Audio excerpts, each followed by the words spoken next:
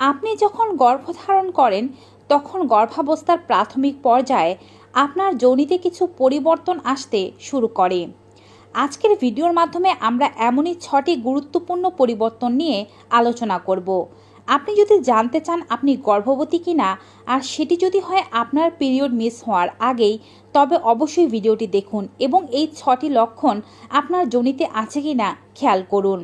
আপনাদের মধ্যে যারা মা হতে চাচ্ছেন কমেন্ট বক্সে লিখে দেবেন মা হতে চাই, যেন আপনার কমেন্টটি অন্যরাও পড়ে আপনার জন্য প্রার্থনা করতে পারে। Hello friends, welcome to our channel মা হতে চাই।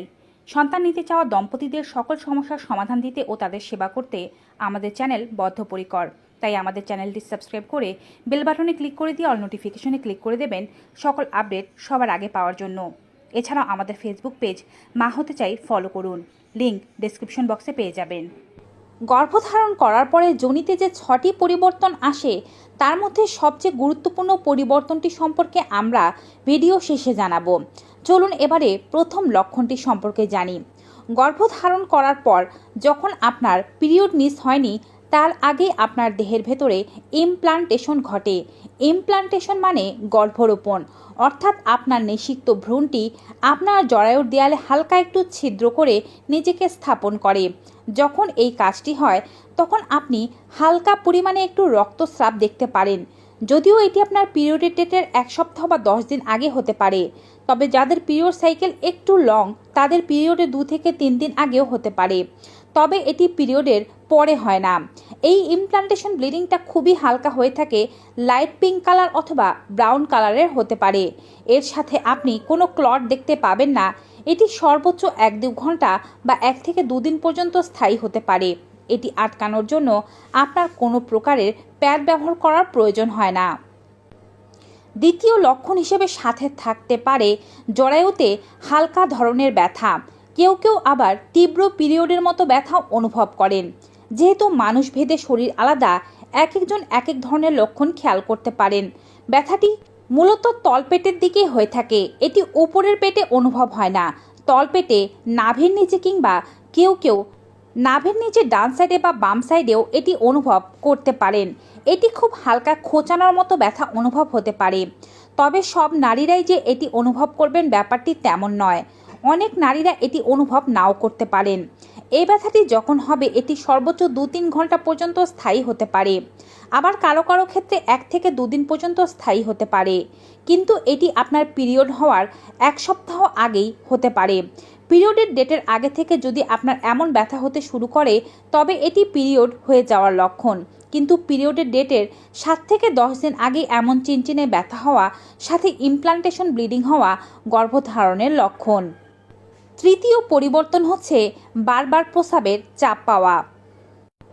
যদিও এ সময় আপনি কম জল পান করছেন বা বেশি জল পান করছেন, তারপরেও আপনার প্রস্রাবের চাপ একটু বেশি পরিমাণে বেড়ে যাবে। আপনার ছোট্ট ভ্রূণটি যদিও খুবই ছোট রয়েছে, তার কারণে আপনার জরায়ুতে কোনো প্রকারের প্রেশার পড়ার কথা নয়, কিন্তু আপনার ব্লাডারের কাছাকাছি রক্ত সঞ্চালন এবং আপনার জরায়ুতে রক্ত সঞ্চালন বেড়ে যাওয়ার কারণে আপনার আগের চেয়ে মূত্র ত্যাগের পরিমাণ বেড়ে যেতে পারে। অনেকের ক্ষেত্রে দেখা যায় প্রস্রাবের চাপ পাচ্ছে, প্রস্রাব করতে বসছেন কিন্তু তেমন একটা প্রস্রাব হচ্ছে না। এই লক্ষণটি গর্ভধারণের খুবই গুরুত্বপূর্ণ লক্ষণ হিসেবে পরিচিত। চতুর্থ লক্ষণ হচ্ছে ভ্যাজাইনাতে ফোলাভাব। যেহেতু এই এরিয়াতে রক্ত সঞ্চালন অনেক বেশি বেড়ে গিয়েছে, অনেক নারীরাই অনুভব করে থাকেন যে এই সময় তাদের ভ্যাজাইনা আগের চেয়ে বেশি পরিমাণে ফুলে গিয়েছে।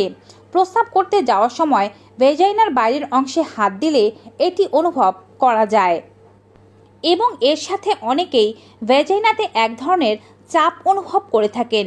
এটি প্রস্রাবের চাপের মতো নয়, আবার মলত্যাগের চাপের মতোও নয়।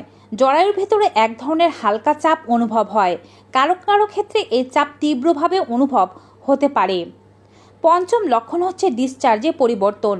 যদিও অধিকাংশ নারীদের পিরিয়ডের আগেও ডিসচার্জ হয়ে থাকে, কিন্তু গর্ভধারণ করলে যে ডিসচার্জ হয় এবং পিরিয়ডের আগে যে ডিসচার্জ হয় তার মধ্যে পার্থক্য রয়েছে। গর্ভধারণ করার পরে যে ডিসচার্জ হবে সেটি আপনার ওভুলেশনের পর থেকেই হতে থাকবে এবং ধীরে ধীরে এর পরিমাণ বাড়তে থাকবে, এটি কমবে না।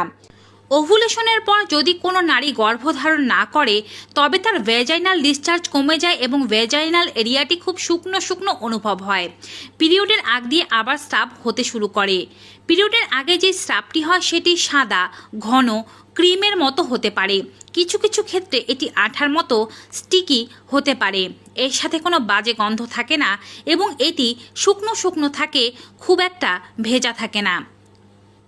কিন্তু আপনি গর্ভধারণ করলে ভ্যাজাইনাল ডিসচার্জটি কিছুটা ওয়াটারি হয়ে যায়, অর্থাৎ পানির মতো অনেকটা তরল থাকে। এর রং সাদা হতে পারে, হালকা হলুদাভাবও হতে পারে। আবার অনেকের ক্ষেত্রে মোটা তারের মতো স্রাব আসতেও দেখা যায়। এর থেকে আপনি পার্থক্য করতে পারবেন কোনটি গর্ভধারণের স্রাব আর কোনটি পিরিয়ডের স্রাব। এবারে বলছি ষষ্ঠ ও সর্বশেষ লক্ষণটি সম্পর্কে। গর্ভধারণ করার পরে জরায়ুতে বিপুল রকমের পরিবর্তন আসে এবং পরিবর্তন আসে সার্ভিক্সেও। সার্ভিক্সের মুখ পরীক্ষা করার মাধ্যমে খুব সহজে বোঝা যায় একজন নারী গর্ভবতী কিনা। যখন গর্ভধারণের পরীক্ষা করার জন্য বিভিন্ন সুব্যবস্থা ছিল না, তখন এভাবেই সার্ভিক্সের মুখ পরীক্ষা করার মাধ্যমে জানা হতো নারী গর্ভবতী কিনা। গর্ভধারণ করার পরে সার্ভিক্সের মুখটি কিছুটি নীলচে হয়ে যায়, কিন্তু কোনো প্রকারের ইনস্ট্রুমেন্ট ছাড়া আপনি চাইলে এটি দেখতে পারবেন না। এটি ডক্টরের কাজ।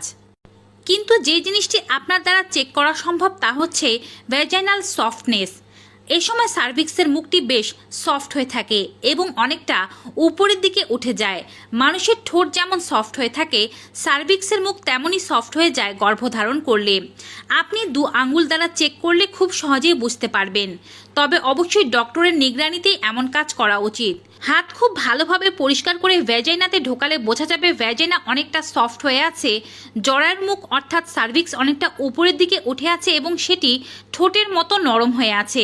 কিন্তু যদি পিরিয়ড হতে থাকে তবে তার আগের লক্ষণ হিসাবে সার্ভিক্সের মুখ বেশ হার্ড হয়ে থাকে এবং নাকের ডগার মতো শক্ত হয়ে যায় এবং এটি সামনের দিকে এগিয়ে আসে পিরিয়ড হওয়ার জন্য।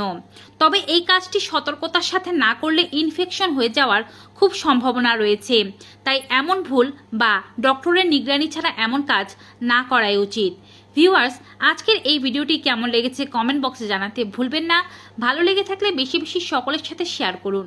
সন্তান নিতে চাওয়া সকল দম্পতিদের সকল মনস্কামনা পূরণ হোক এই আশাতে ভিডিওটি এখানেই শেষ করছি। সবাই ভালো থাকুন, সুস্থ থাকুন। Goodbye and take care.